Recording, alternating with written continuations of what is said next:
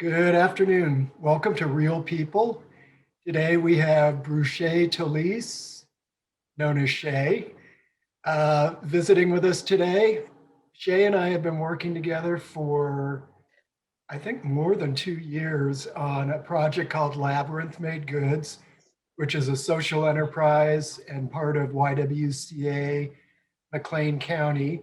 She was one of the very first members of the product development team Yeah.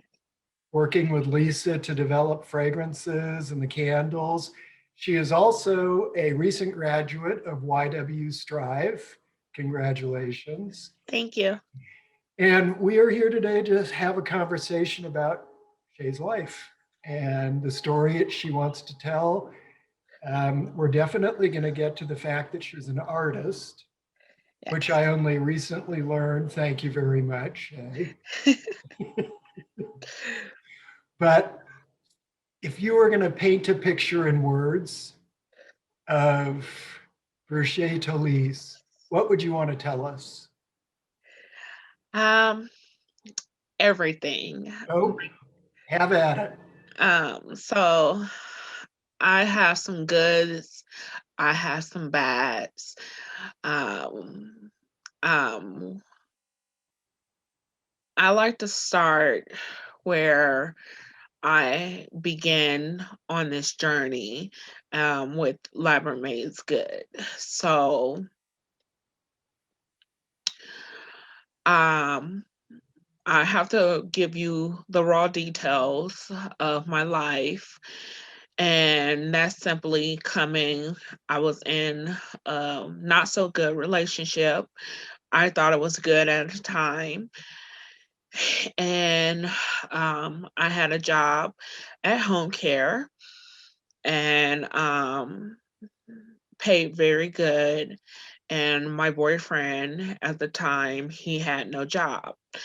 Um, he was making ends meet selling drugs. And I knew of such because he did not have a job. And so, with that being said, we were together for 2.5 years. And towards the end, he started selling drugs. And So I didn't think nothing much of it or anything like that. I was still going to work. And while I was going to work, I was leaving him my key and leaving him my cell phone and coming home. He was Uh, living at your house with you. yes, yep, he was living with me at my house. And he would meet me back at my house by the time I get off of work. And just specific day, I worked in a building that my mom lived at. And some time had went past, and this specific day I was gone for 2 weeks because I felt the need that me and him had took a break. Actually, let's start right there. Me and him had took a break from each other for a little while. And while we took a break, I decided to go to stay at my mom's house for about 2 weeks because at my mom's is where my job was. My client lived in the same building, and I got a call from a family member that was staying at my place saying a detective or police officer more so because she didn't know it was a detective. I knew it was a detective that had showed up at my house. And I say, huh? Well, okay. I'll give him a call when I get off of work.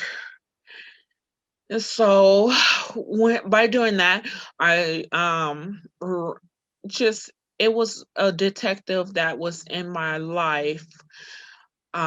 He moved up, but when he was in my life, it was during domestic relationship that I used to have. So he grew up with me and we was very close. So anything happened or anything like that, they always sent him to talk to me during that situation. Like it was other situations that had happened and they sent him, and I was just like, why do they always send you? And they was like, because they know, because we know each other. And I'm like, oh my gosh. So they sent him once again during the situation, and he was just like, can we meet? And I just got some questions to ask you regarding the situation. And I was just like, well, of course. Like, um, so we met, and he said, well, I hate to bring it to your attention. I don't really have any questions, Bruche. Um, I have a $50,000 warrant out for your arrest. And I'm like, oh my gosh. I'm like, for what? And he was like, for drugs. And I'm like, okay, can you go into details? Like, and he was like, I don't have any more details. He said, you know, the routine. They always send me because we know each other and they figured that you'll go with me calmly and everything like that. So I was like, okay, so can what do I do at this point? Like, I never been arrested before. Like, and of course he was very calm with me and everything. He was just like, I'm not gonna put you in handcuffs. Like, you could ride in the front seat. Like, everything's gonna be normal. Like, I'm just here to take you in. And I'm like, okay, so what do I do? What do I do? Like, can I call somebody or what? Like, I don't have a lawyer. I didn't have anything because I'm this is my first time being arrested and I don't know what to do. I'm scared out my wits. He's just talking to me. He says, well, it's a drug detective that you will talk to when you go down to the station. And depending on what you tell him, you may get out. So don't call anyone and let them know that you're getting arrested. And I'm like, at this point, I'm not going to get out because I don't know what to say. I don't know what to do. I don't know what to tell or anything, like, because I don't know what's going on. You couldn't even call your mom. At the time I was at my mom's house. Right. So she was there during that whole process. And she had all my belongings and everything like that. So she was very upset and she walked downstairs with me and gave me a hug and everything like that or whatever. So she was crying and things like that. And so I told her I won't be coming home today. Like, I don't know what's going on.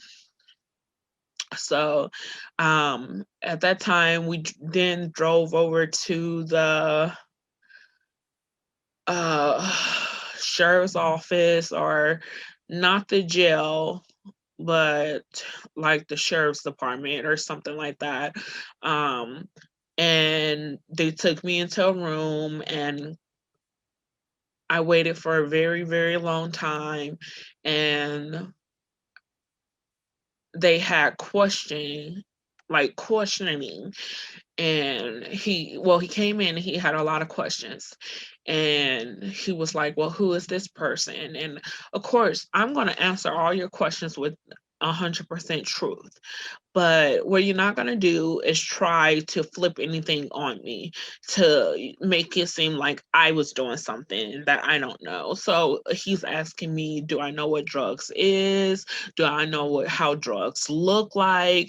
And yes, I do. I'm not dumb, But however, I don't sell drugs. Like, I'm not that dumb. I work for a living.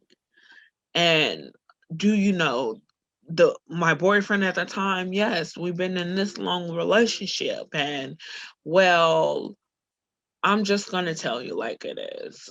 Um, he sold drugs at your house or at this address. Well, he said, is this your address at the time? And I was like, yes. And then he says, is this your phone number at the time? I'm like, yes. And then he play back a tape where I answered the phone.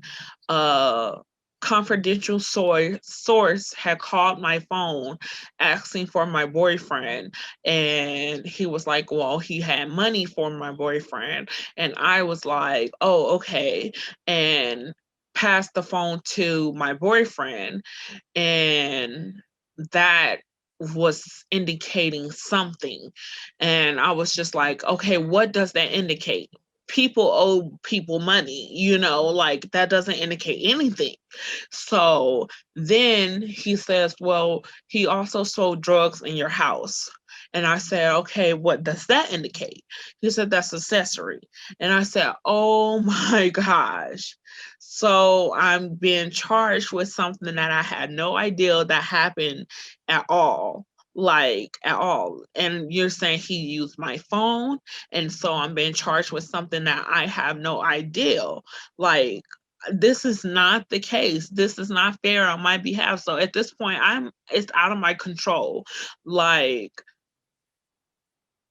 give me a fair chance to fight. At this point, I don't have a fair chance. So at this point, I'm shutting down completely. I'm not saying anything else. Take me to my cell. Um, this is kind of off the point.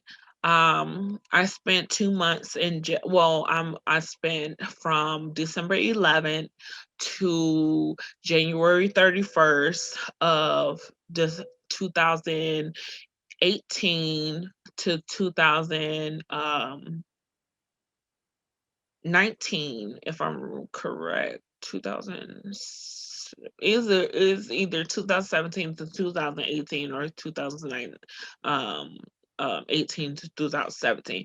I just got off of probation, 3 years long probation. 2000 February 1st, 2021. Thank you, Jesus. Successfully completed it. Congratulations. Yes. Thank you. That's But great. I'm very, very, very happy. So, um, yes, and so during my time incarceration, um, I was suffering for I was suffering very badly. Um, I was sick. I was very sick. I was ill. I lost mobility of my legs. Um, I was urinating on myself. I lost mobility to lift things. Um, and I did not know why. I was fainting. I couldn't move. They had to wheel me around in a wheelchair, and they refused to take me to the hospital. I was going to ask, were you getting any sort of medical treatment or were you being seen by a doctor or nurse? Um, I stayed in the nurse's office, but like I was hearing comments like, um, I bet she'll learn how to walk when she gets out of here or when she get released and things like that. So it was like whatever. And then like they moved me into a cell that had me like right in front of the um kind of like the CO's um headquarter where they can keep watch of me, but technically it was horrible because you had to sleep on the floor with two mattresses, and it was even more worse because I can't move. Like I can barely lift my own weight up off the floor and stuff like that. So that was 10 times worse. And I was just like, I can't even get up and pull myself up off the floor, and you're putting me in this position. So I need to go back to where I'm at, which is called the pods. So I can be able to have assistant. At least there's someone there that's helping me. The females that was incarcerated with me, they would help me get off the bed. They were helping me take, which is very humiliating and like embarrassing at a state, but I that I depended upon those women that I did not know at all to help me take showers, to help me use the restroom, bathe me, comb my hair, and everything at that time. And for a moment, they took that away from me because I was needed nurse care, which I wasn't really receiving at the time. And but they eventually moved me back, and I started receiving the same help again from the ladies that was there. And so then after that, um I after that I realized that something was wrong with me, and I was released February 1st, and I went to the hospital, and it took about 2 weeks for me to actually see a specialist, which was a neurologist, and the neurologist ordered an MRI. She gave me an eye test, which just followed her finger up and down to left and right, and she said my eye had involuntary movement, and she said that most likely it will be something on my brain. And by that, she ordered an MRI stat. I went to take the MRI, and the MRI showed up with 22 lesions on my brain. And after that, after the 22 lesions was on my brain, then um, I got admitted to the hospital for 2 more weeks, and they ran all types of tests, a spinal tap, blood tests. I seen 9 doctors in totals, 3 neurologists, 3 neurosurgeons, and 3 hospitalists.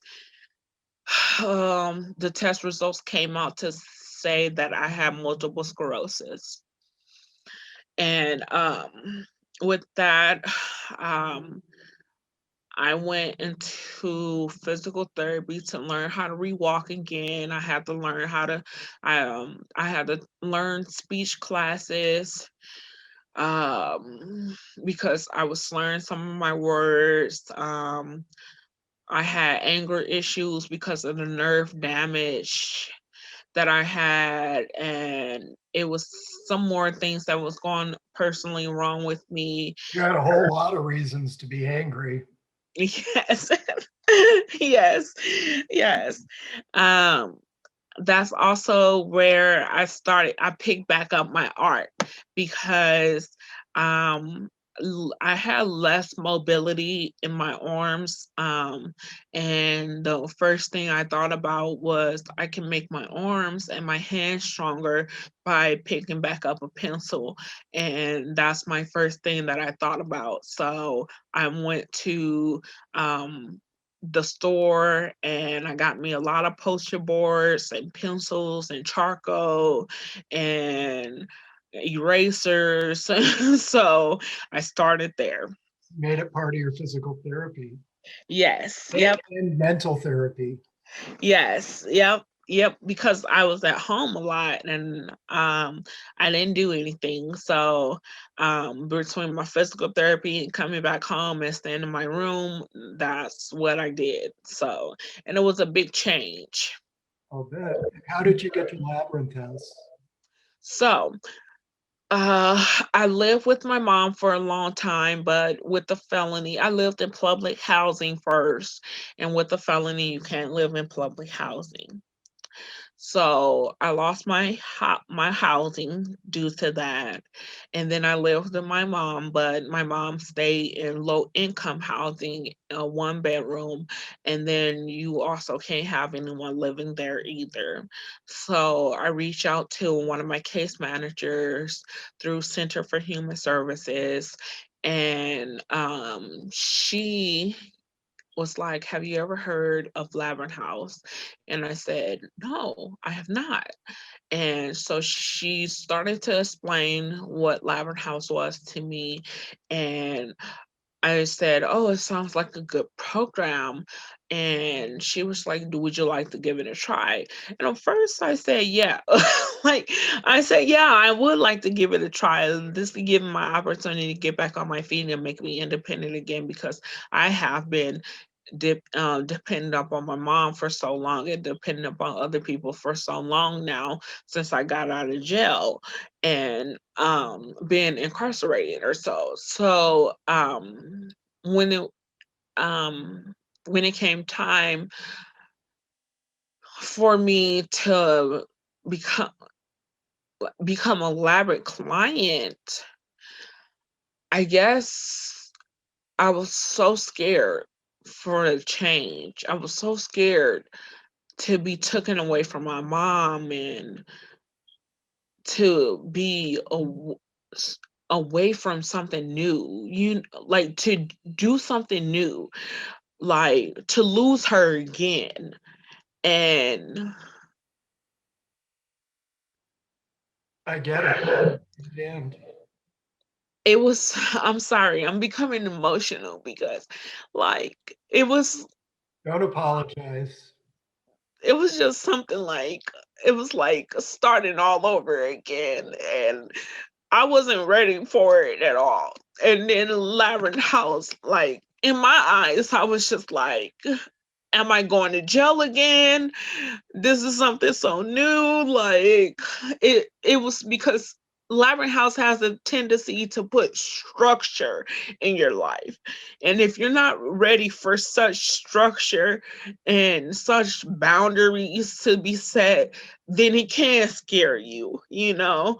And you have to be ready for that to be put in your life, like completely ready.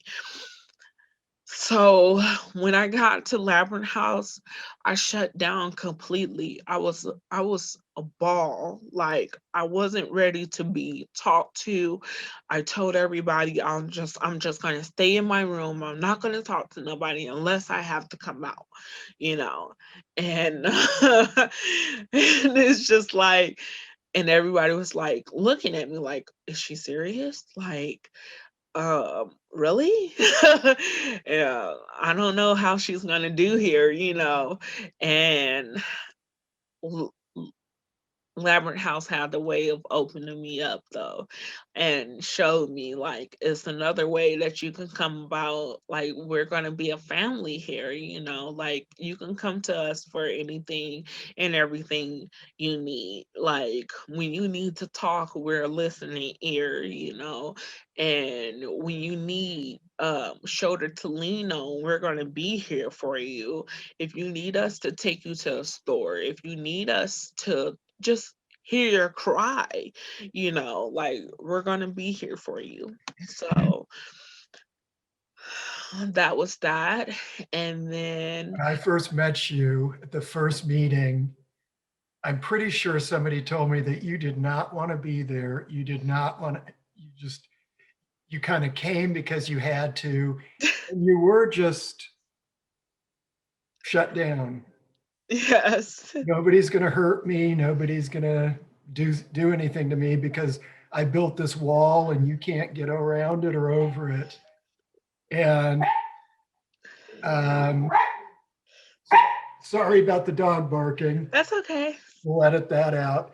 Um, but during the course of that meeting, you just started to open up. It started with your eyes and then this smile and laughing at Nita and holding up all those different scent sticks and everything. And when you finally came out and you found your voice that was buried in there, you had such good comments and such good feedback and really, were so on it that and you have continued over these months to just continue to open up and share and grow and gain confidence and dignity. And I mean, it's really an incredible thing to see.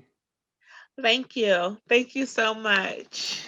Your ability to speak, and your confidence in voicing an opinion, which you are happy to share, where before you weren't. So Thank you for sharing what was a difficult time. What is the future? What do you want to do in the future? Does it involve your art? Yes, it does. Um, so I have always wanted to open an art gallery, and if it's only online, then that's a start because that's a big accomplishment for me, honestly. Or, Like, huh? or anyone? Yes, yes, yes. Like even if it's only online, like um that would be putting my foot through the door, honestly. So I'm still working on my art portfolio. Um that would be my first step to get accomplished. And then from there on up, I will be working on figuring out how to start my art gallery online, in person, That is so both great. I love that. And yes. is the gallery just going to be your work, or do you want to have other community members? Or Um, I think online I would just probably want it to be my work, but in person, like locally, I will want other communities, I will want sculptures, I want it to be big. I want like sections. I have like a big dream. So like I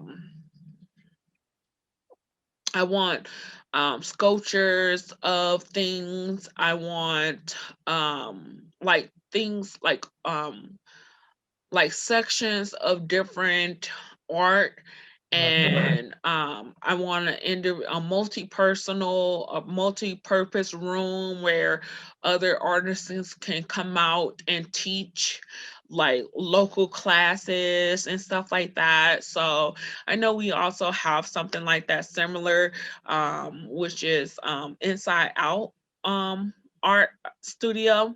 So but um I went there before too, which gave me the inspiration.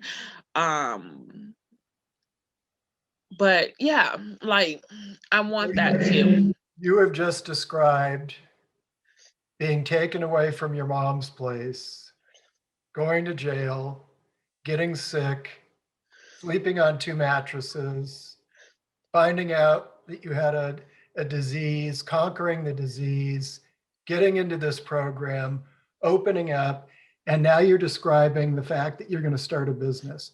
Do you know how proud you should be of yourself? I mean, Yes, because I'm proud of you. And thank you. it's incredible how far you've come just from when you started the program, let alone everything else you've been through. You should be so proud. And Yes, you do know, I hope, that as you want to start this gallery and make your dream come true, that I'm here to help you. thank you. You know that, don't you? Yes, thank you. Thank you so much for sharing today.